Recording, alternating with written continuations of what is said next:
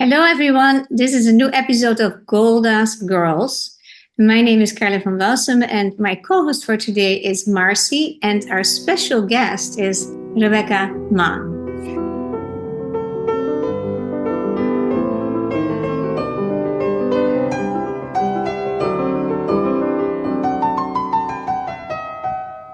And I would love to share some information about Rebekah. She is the Director of Campus Programming and Strategic Partnerships for Students Supporting Israel National.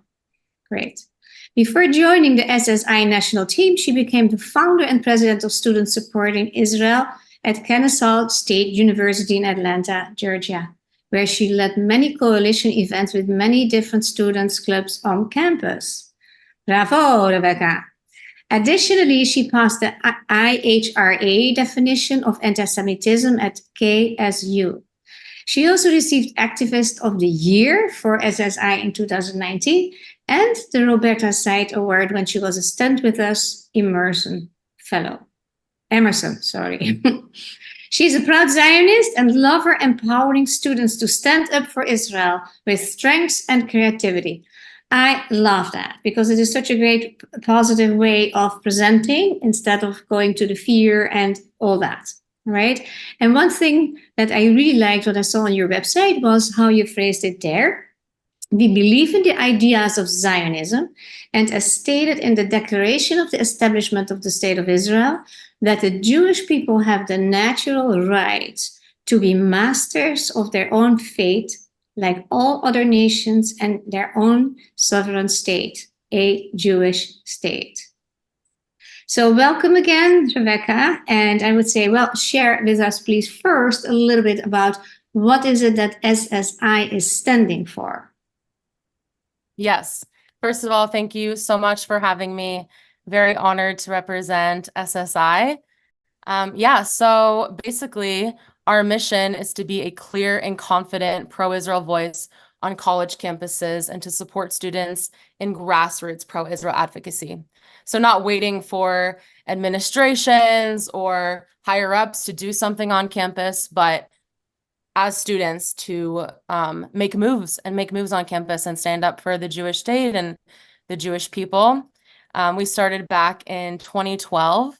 And the idea was to be a student-led movement. We didn't know it would turn into an international movement, but in 2012, there was a couple of Israelis who went to the University of Minnesota, and they heard about an anti-Israel event that was happening. So they came and with their Israeli flags, and they were kind of arguing back and forth with SJP, which is Students for Justice in Palestine. They've been around, and they were kind of going back and forth, and the SJP students were like, who are you guys with? Like, who are you for? And they said, we're Students Supporting Israel. And it just kind of came out, and, they're Students for Justice in Palestine, we're Students Supporting Israel. And they asked us if, we're a registered student organization. They asked the Israelis, and a couple of days later, we became registered. And they thought it was just at the University of Minnesota, but it turned into an international movement. Everyone wanted to join, and that's kind of how it started. Fantastic. That is such a great initiative, and it's already 12 years there. That's amazing. Yeah. So how did you get involved in it? You heard about it, or you was like, I want to do something, because you are outspoken Zionistic, which I love. I'm too, and all of us, of course. So you also had some bumps in the road and met a lot of negativity. So yeah, for sure. What made you start doing it? Yeah, so I was a college student at Kennesaw State University in Georgia, and I'm Jewish, I'm a Zionist, I wanted to start an Israel club. So I got some people together, and we kind of brainstormed some ways to start it, started coming up with our constitution and our name. But then I knew a guy who knew a guy, and that was the founder of Students Supporting Israel movement. And so I found out about SSI kind of through a friend. And then I thought, it makes perfect sense to join an international movement, having resources, support, and students all over the country who are doing something very similar to what I'm doing on my campus. So I joined, I became the president and founder, and had a bunch of different events. Like you said in the bio, but I loved making collaboration and coalition events because that was my strength. So then I ended up living in Israel for a couple months, and then I joined the SSI national team after being a student. And it's been definitely, you said bumpy road. It's definitely been a bumpy road for sure, but one that is well worth it and has great meaning. I find it so fantastic because, well, we all know what's going on today, right? And I see so many students and young people in fear or hiding that they're Jewish, afraid, and there is so much aggression going on. And I am, as psychologist, helping people to be more resilient and to get over their fear. And we need to be, that's what we need. That's also why we started this channel, not complaining about how terrible it is, which it is, but also like, what can we do? It's so good to do something instead of hiding and being afraid to be Jewish, being afraid to speak up. And it's not easy. Do you by any chance know Rudy Rockman? Yes. Yeah. He's a family friend of Yes, ours. he actually started the Columbia SSI chapter. Thinking because he went to Columbia and it's that's also a great example. So, what is, according to you, the situation on the campuses for Jews and for Zionists in general? Yeah. I mean, I think what you were saying, how it's a lot of students are scared and they want to hide their Magen Davids or take off their yarmulkes. It's very difficult to be a Jewish student and a pro-Israel student.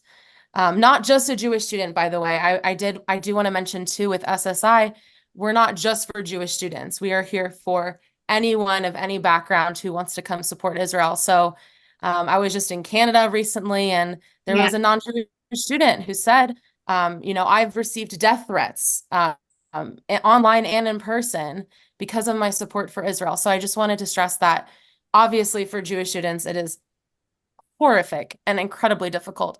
But to the non-Jewish supporters too, they've experienced difficulties as well. But the aspect, sorry to interrupt you here, but the aspect of, because we need the loyalty of people, it is about people, and that people understand, as also beautifully written, that Jews need a place of their own. And it's such an extremely little place. I mean, smaller than, what is it, New Jersey, right? It's a comparison. Yeah. For sure. It's the only Jewish state. I think that's what people have a problem with. And I'm sure we'll talk about this more. Yeah, for sure.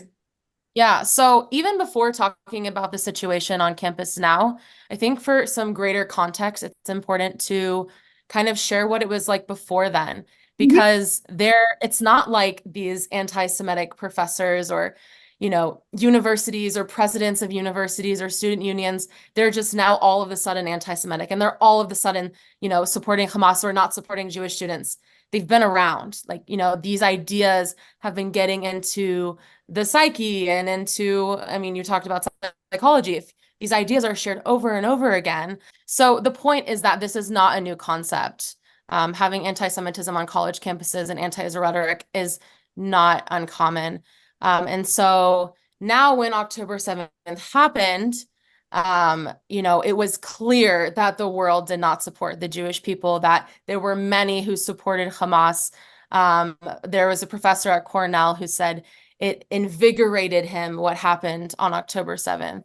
So I just wanted to make a note of that because our organization has been around. We did not just pop up after October 7th happened, although obviously grateful for so many different people and influencers and organizations that have shown support since October 7th. But going back to, I don't know, UC Berkeley, for example, we've been there several times, and we had a campaign called Palestinian Apartheid Week to combat Israeli Apartheid Week. And so we would come and talk about policies such as, Yeah, great. Yeah. Yeah, so we've been talking about policies such as pay for slay, where the terrorists get paid money to murder Jews specifically, or passing out the Hamas charter on college campuses to educate the students on what Hamas is, what this terrorist organization is doing, what their intentions are to kill every single Jew, or having mock bomb shelter to show what the reality is for Israelis in Israel. And so we've been talking about Hamas over and over again through the years. And to see now what has happened since October 7th is horrific. Student unions or universities not being able to condemn Hamas. Obviously, the intense support for Hamas on college campuses. I think, they're called, a lot of times people say pro-Palestinian supporters or pro-Palestine supporters. I think it's clear now that most of these supporters are supporting Hamas. So it's easier, honestly, just to say pro-Hamas, because they're calling for the annihilation of Jewish people and genocide of Jewish people. It is so clear. Sorry, it is so interesting to me what you said about Berkeley. You say Berkeley. I haven't heard anything about that. And indeed, the Palestinian apartheid. If you drive Saturnia, if you drive in Judea and Samaria, you see these are places. If you're Israeli, you're not allowed to get in. You don't see that anywhere else, right? So how was the effect? Because it is pretty bad there, as I understood. But how was the effect of having such a week? Were people changing their minds? Were you able to convince people to other thoughts? How did that go? Yeah, and in addition to that, we had, like what you're saying, we had houses that said for sale, but not for Jews, in certain areas in Palestinian areas, they're not allowed. And so to emphasize what you're saying. But honestly, it was very interesting, hearing about UC Berkeley and the intense anti-Semitic hotbed that it is. I was expecting people to be yelling in our faces and getting up in arms. But honestly, they were shocked. A lot of the, SJP members or Palestinians were shocked at what was happening on campus. And we were actually able to engage in a lot of meaningful discussions, I will say. I spoke to some Muslims, I spoke to some Palestinians, and we were able to have discussion and be able to work towards peace and condemn Hamas.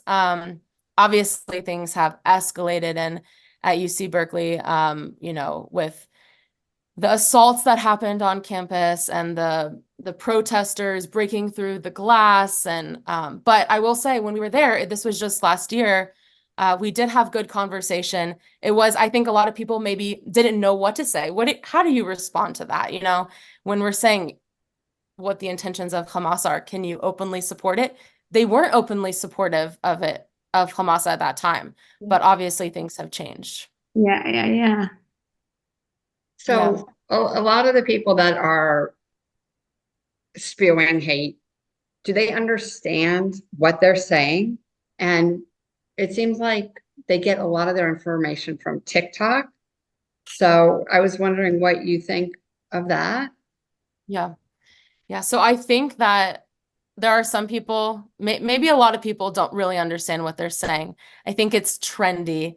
The Free Palestine movement,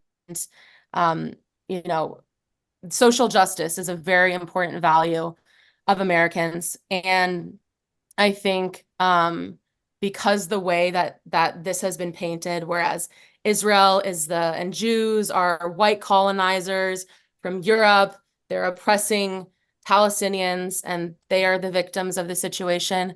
I think because of that, and it's kind of like a copy and paste situation where we're copying what's happening in America, where there are white colonizers and then there are the oppressed.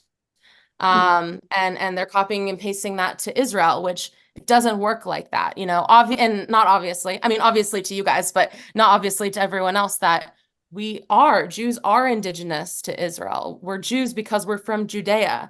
And I think that's something that students don't understand. They don't understand that it's an ethnicity and we are indigenous to that. And so indigenous to Israel. So I think that a lot of it is, TikTok, which can be very dangerous because they're just hearing emotional arguments without it being backed up by facts. And I think that's really dangerous because obviously there's a lot of emotion involved, and people on both sides are being it's affecting people on both sides. So this is a very human situation, and there's a lot of emotions involved, and frustrations and sadness and devastation. But only coming at it with emotion can be very dangerous. And I think that's a big reason why people can just tend to just go to the Palestinian or the pro-Hamas side and think that they're doing a good thing, honestly. But I think there's intentional Jew haters and ignorant Jew haters. And so, but they're all mixed together. And so that's why I think it gets confusing on campus to really understand the intention or the background that someone has to express their anti-Semitism. But either way, at the end of the day, the result is anti-Semitism, and that is a huge problem. And so whatever the intention was or whatever the misunderstanding is, education has to happen. But even beyond, I don't know if you could say beyond an education, but also what we're doing on college campuses, which is, having our rallies and standing up and being clear and confident in our support for Israel, and unapologetically be Zionist. So I think the result is anti-Semitism, and that is the harsh reality that we're facing right now. Yeah. So let me ask you, how many schools how many campuses is SS? So we've been on over 200, and since October 7th, obviously wishing that never happened.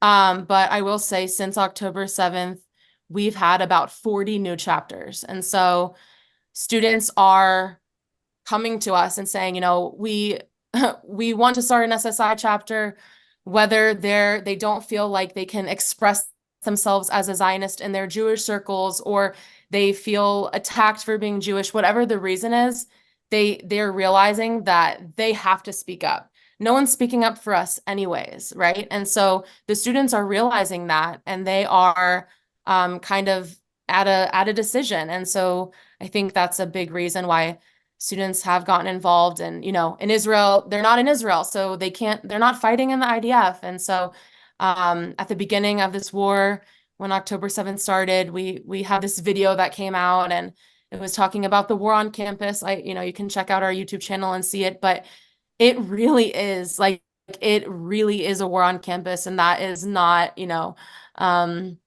it's not theoretical. Obviously, it's not a physical war like what's happening in Gaza, but it is a war of ideas. And unfortunately, because of anti-Semitism, there have been it's a little bit physical. Well. I mean, people feel threatened physically too. That happens now and then. Physically too, absolutely. Are there certain colleges that you say, because you have a very positive impulse here? Are there colleges that you say that's really so terrible? The administration, nobody wants to listen to us. You don't get a foot in the door, or you say I even don't want to go there and tell other Jewish students don't go to those colleges. I personally am very disappointed in Harvard, in Yale, you name it, them, Columbia, and of course there's a lot of money from Qatar supporting them, so that money talks, right? So that impacts the integrity too of a lot of people. But what you said previously about anti-Semitism, I so agree with that. And it is not even that you hear things, but it is often so inherited. I'm from Europe too, right? And I have an example. When I was a student in college, and one of my best friends then said one day, Carla, I've never seen a Jew, because 90% of the Dutch Jews where I'm from are murdered. And I have never seen a Jew. And you don't have nothing of those negative traits, Jewish traits. So I was left for, and then my second response was, what are those traits? And people that just don't know nothing, never met Jews, they have in their family, they heard stories, or the prejudice that is so huge. And I find that personally so terrible today, what you said about the social justice and the whole stuff about colonialism and the underdog. It is horrible what we are accused of. And if I look back what the media did also in the Netherlands, you heard only the words like colonists, settlers, and that is a very negative connotation. And I remember the way the news was presented was very colored. And I speak about 30, 40 years ago, which was normal. And now I do it intentionally differently. But I think a lot of Jews, we get also scared because there's like a kind of collective trauma brain where you have so much persecution in our backpack for generations, for 2,000 years. So there's often a response also like we don't stand up for ourselves well enough, right? Yeah, it reminds me of the quote, "We are not Jews with trembling knees." And Yeah. so I think like I was just in Canada and I did a tour and we visited all of the SSI chapters. Two of them actually were banned, suspended, frozen, if you will, from their student union for unjust reasons. And now they're back thanks to all the support that we've had and emails and the fight. But I will say the way it is in Canada is horrific. But I want to stress that we're not Jews with trembling knees. I know it is scary for parents, especially Jewish parents who are trying to figure out where to send their children to have a safe education.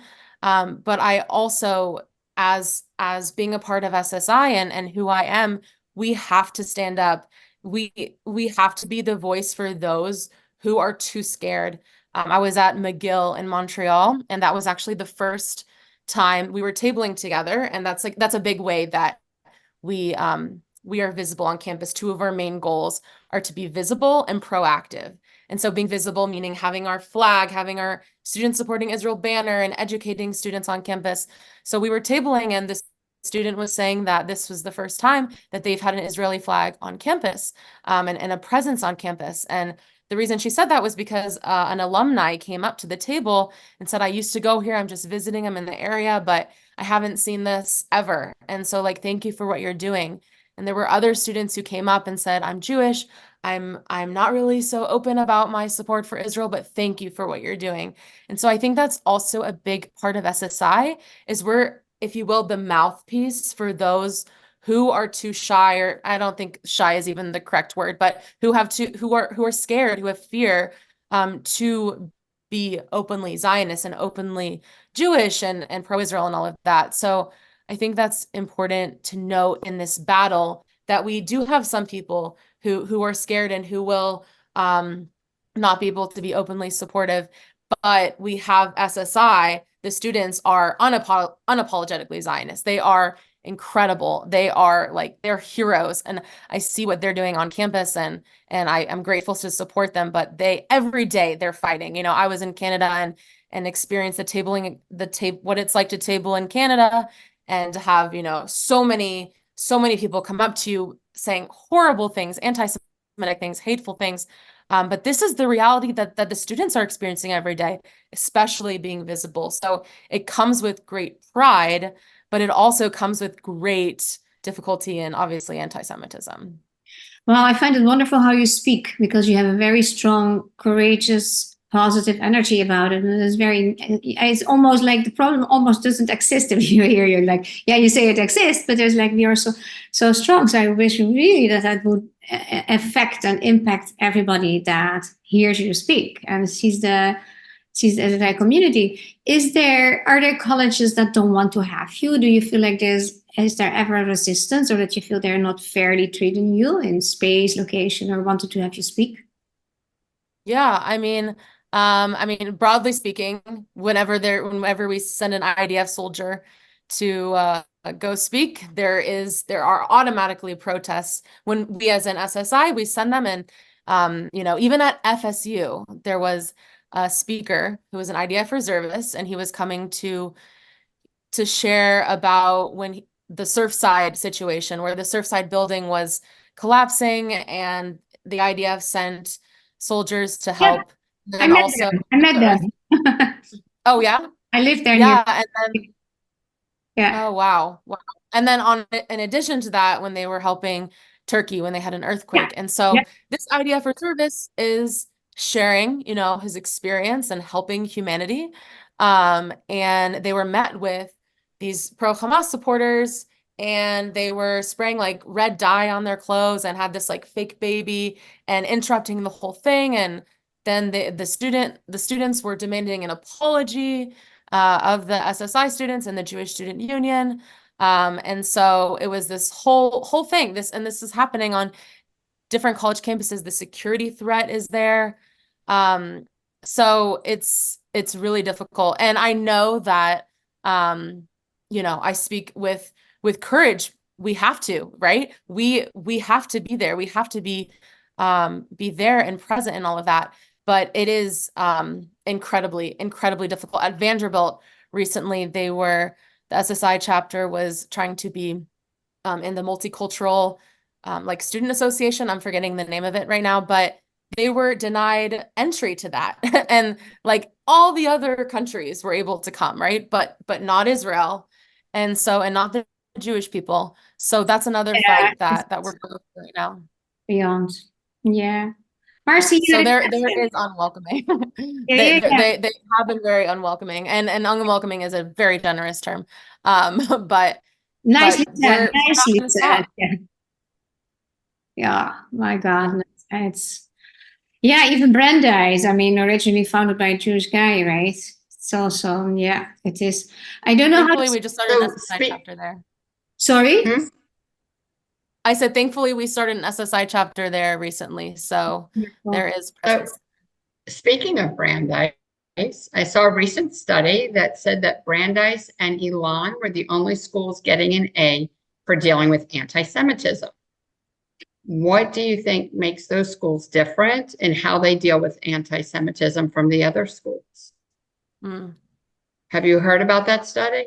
I haven't, so I'll have to look into that. Okay. Well, how can we change this? I think you do great work, and there are more organizations, of course, but I think this is very powerful. How do you think it can change over time? Because it is like getting more anti-Semitism instead of less, and the bad information. We have only 6 or 7 videos, and because we just started, it's unbelievable how I personally already get approached, because I'm the only one that has their name out officially. So they find you, especially my name. So it's like, how do you get to it? I see ideas, I hear things like, how do you get to that? It is like so many, like the blood libels. So like almost like people enjoy to say something negative. They enjoy it if they get the idea. They enjoy it, like, and personally, October 7th, that is of course a big marker. That is the first shock. And for me, the second shock, or in a way trauma, is the response the next day. And after that, it's, non-Jewish friends that don't talk and ask questions and what they're thinking. It's just horrible. And I feel it's like kind of growing. Whatever Israel does, like you brought an example of Surfside and Mexico. And there's somewhere I saw circulating on Instagram, I think, a picture, a post with a whole list that Israeli first responders, how do you call that? The first help, whatever, that they first responders. Yeah, to those countries. And who helped Israel 10-7? Empty. And that makes me bitter and angry too. Like, where, and of course we are very grateful for the people that are with us, right? For sure. But yeah. I think it's interesting you bring that up, because there was a student who recently joined SSI, and she was asking me, so is there really an impact what we're doing? Like, I'm really excited about this, but she was genuinely curious. Like, she's a very strong Jew and Zionist and very excited about starting SSI. But she was just curious, like, what is the impact?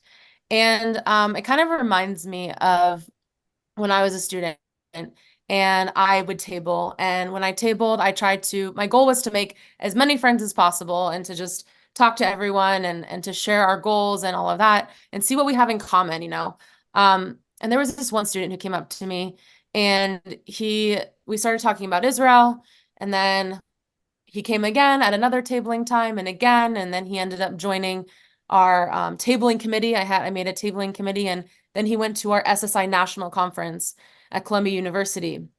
And so he's not Jewish, and he ended up being interviewed by a Jewish news source, and his support for Israel grew and grew and grew.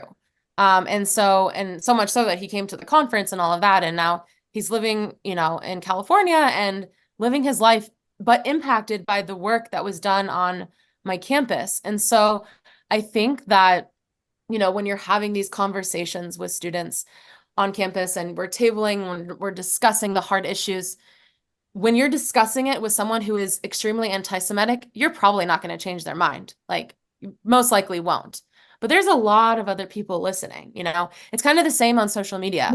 You know, you're talking, you're sharing your arguments and your perspective and your narrative, and a lot of people are commenting too, right? Like it's not just the post, it's not just the conversation, it's a surrounding experience.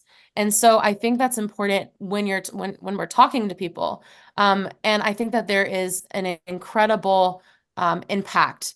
I remember when I was, again, a student and I was giving a speech for an SSI conference, and I told everyone, I said, you know, you don't realize the impact that you have. Like, what you have is going to be a domino effect for generations. So like the person that you're talking to on campus will probably, you know, potentially have children, grandchildren. They go to their, you know, Thanksgiving or whatever it is, and they have these conversations. But you were the one that they were able to talk to and have that small interaction. And so I know that's a very positive way of looking at things, but I believe it. I do think that there is a very important reason for doing what we're doing, besides the fact that we have to and speak up because other people won't speak up for us, and for all of these good reasons. But I do think that there's a domino effect that will be coming through the generations. And something that, you know, I've been thinking about a lot since October 7th is we're living history right now.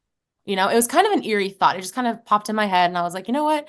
We're living history. And so every action that we are taking, whether it's tabling with our SSI banner, with our Israeli flags, mobilizing, we actually mobilized over 15,000 students after October 7th across the country and across North America. And so, like, every action that we take, every Zoom call that you have, every post that you make, every event that the student plans is writing the history books. And so I believe that all three of us are on the right side of history, and our organizations are. And so I think that's something it's kind of eerie, but at the same time it's empowering because, you know, because in some time, in some years ahead, this will be history. And I just am grateful for where we're at, where our organization has come to, how many people are joining, and the resolve that the students have. You can't explain it. And I do want to share something else, because right after October 7th, I believe it was Sunday, October 8th, we had a call with all the students, and like a very quick Zoom call for everyone to get on. Obviously, I'm sure you both remember where you were on October 7th, and no words. It's hard to even talk about. But we had a call, and we kind of shared, you know, heard from the students.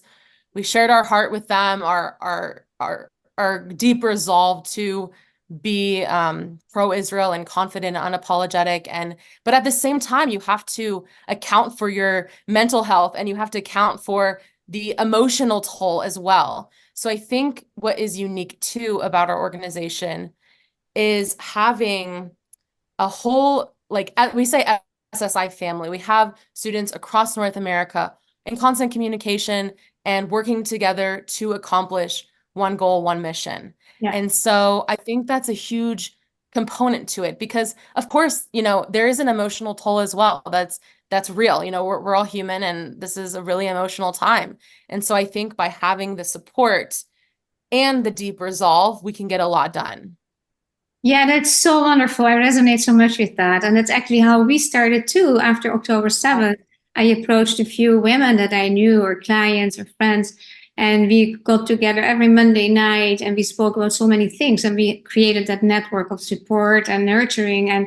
And then I was pushing them really, I don't like to push, but I did, to comment. Nobody wanted to go to TikTok. But it's like TikTok is like a hellhole, I would say. And I heard lately that a third of TikTok is anti-Semitic in their accounts.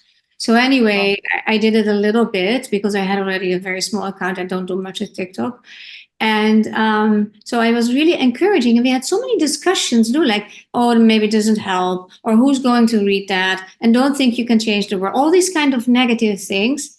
I am thinking the same like you. If you don't do nothing, you do nothing, and you're complicit in a way. It is speaking up. The big mouth that the many Palestinians have, and people that are with them, so loud, so horrible, so aggressive, so like cursing. It's terrible. I mean, why would we do it like that? I mean, everybody wants to live a nice life, and we need to look at the ideology well, and we need to mention what it is. I mean, I studied myself the Quran. I have read it like 30 years ago. I know a lot about Islam, and there are certain things that are totally different in looking at the situation than the rest of the world, or not the rest of the world, than the Western world. It's a different way of thinking. If you don't know the way of thinking, if you think it's okay from the river to the sea, yeah, duh. I mean, actually, that was original Israel's sentence in 1918, 1920, when it was all spoken about. It was beautiful information that nobody knows anymore. So come on, it is the loudest screamer wins today. And if we don't want to do this, it's not an easy job. I say to those people that find it hard to do it 30 minutes a day, 20 minutes, put an alarm and look at it like it's crap. And you give a few good remarks, you feel good and make a few remarks, you give some information, you put it out there, you stand up for something. Because if you don't do it, it takes over, and it is already so far. And we are with so little. And thank God for the people that help us. Yeah. Is there something you would like to share, how people could help, or how they can reach you, or whatever you would like from the people that watch this? For sure. Mm-hmm. Yes, thank you. We definitely could use great support. If you go to our website as below, ssimovement.org/donate, we will definitely take donations to start clubs. Maybe they're at your alma mater, you want to invest in a specific chapter. But in addition to that, we could use the support in the sense, if you know anyone, if you have grandchildren or children or cousins or friends who are college students or high school, we're also in high schools, who are proud Zionists who want to start a chapter, you can reach out to us, to our website, and we can get them started within a day. We're grassroots. And so we don't wait. Like I said at the beginning, we don't wait for anyone else. We can start right away. Great. That's awesome. That's very nice. And I'm sure we'll have more people reaching out to you. Because your daughters are going to available soon, huh? You still, my kids just left college, but your daughters are going to college soon, Marcy. In the next year or two. Yeah. Got 2 daughters going off to college. You're prepared already. Yeah, one is in Israel studying now, so you come here. Oh, wow. And the question is, where will I be safest? Yeah. Israel or America? It's a hard question. Yeah. But I will say, a lot of people are like, where do I send? Where's the safest?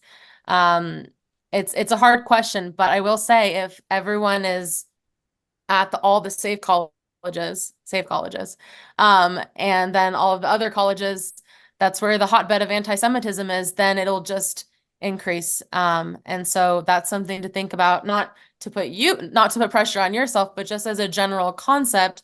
And just one more thing, as far as the impact that SSI has and the impact for the students, obviously the college students today are going to be the next politicians, the next doctors, lawyers, you name it.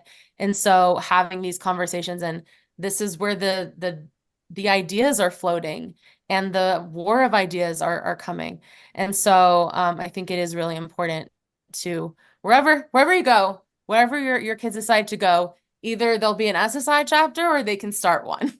So we're there. Perfect. And I like this perspective very much, because I have heard many parents here in Florida and Boca, where we live, when our kids were in school, they were saying, oh, don't go to that college, don't go to that college, because I didn't know about SSI. I heard those speaking and I didn't know about any organization, because the fear spoke, the fear takes over, and you want your kids to have a good time. But your argument is a very good argument. I think your organization is fantastic. And I'm very grateful that you are here today and shared so much with us. And we need to support that while we reach out for more ideas. So I think it's now time for our anti-Semit of the week.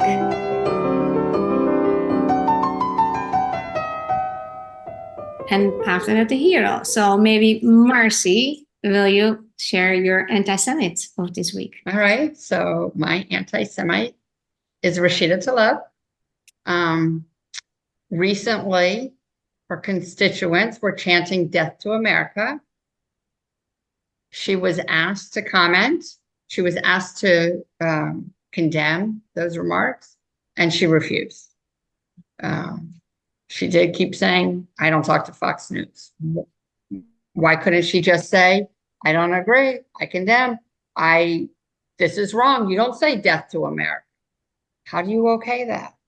And in the past, she has actually called for the destruction of Israel. Yeah. So. Yeah, and she probably tries still to be political, so she will not really show everything she's saying, right? Yeah. Right. Okay, Rebekah. Yeah, so I'm going to go with the Texas Tech University assistant professor who was put on leave by another professor for anti-Semitic comments and statements on social media. Yeah, and I thanks to social media, these things come up and can also be easier be condemned, or getting into popular in the publicity, right? So I this week have a YouTube channel that if I see it already coming by, I'm already nauseous, and that is called Democracy Now! And everybody that they're interviewing the last couple of months, it's all about bashing Israel. It is so negative. And they have, for instance, of course, there are some Jews that happily contribute, like Norman Finkelstein. And you have, they really try. There's no dialogue. There's a one-sided thing. And it is just terrible. And it is a lot of misinformation. So I really call them out, the YouTube channel Democracy Now! Sorry to say that, but it's not so democratic, actually, if you have just one opinion and you support lies, because that's what they really do. Not all the time, probably, hopefully, but too many lies.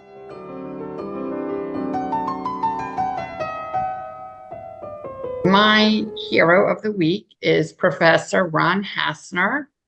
He is a professor at UC Berkeley, and he staged a sleep-in and had other professors follow. And this was to protect the students, allow the students a safe place to go, conducted classes via Zoom. So if students didn't feel safe, they could do it from their class. And it was a good model and a good, trying to say. Example. What's that? An example. Fantastic. Example. Yeah. Wow, thank you. Okay, Rebekah. Yeah, so speaking of California, where a recent poll of 2,000% increase in anti-Semitism on college campuses, at UC Santa Barbara, there is an amazing hero named Tessa Wexler. She was the SSI president at UC Santa Barbara and became the student government president of the university, the only Jewish president in the UC school system. And she has been experiencing intense anti-Semitism threats against her, specifically her, not just Jews in general, but targeted towards her. And she is so proud and so strong and has deep resolve to continue to stay and serve her student government. And she has immense support from the Jewish community and supporters of her as well. So she's my hero this week. Wow, yeah. Amazing. So my hero this week is Hanoch Levin, and he is the one that invented the Iron Dome. And that has saved so many lives, because what I realize, and you probably too, that most people in the world don't know that there are daily rockets sent into Israel still today, constantly, right? And if you know a little bit more about him, he's a child of Holocaust survivors. And I was thinking, what a wonderful gift that they lost all their family members. 2 people survived. They get, I don't know how many children, but he's one of them. And he is such a Jew saver in a way, or Israel saver. Of course, other people in Israel, ethnicities, they're safe too. That's not the point. But I found it a beautiful story for what comes out of 2 survivors. It's such an enormous gift to Israel, to the world. Yeah. That's beautiful. Well, thank you so very much. It was wonderful to have you here today, Rebekah. And I'm really impressed with your resilience and your positive outlook. And I'm sure that you will impact many to continue to do that. And I wish you all the best of luck. And thank you so much for being with us. Take care. Nice to Bye, meet you. Marcy. Thank you. Thank you too. Bye. Thank you.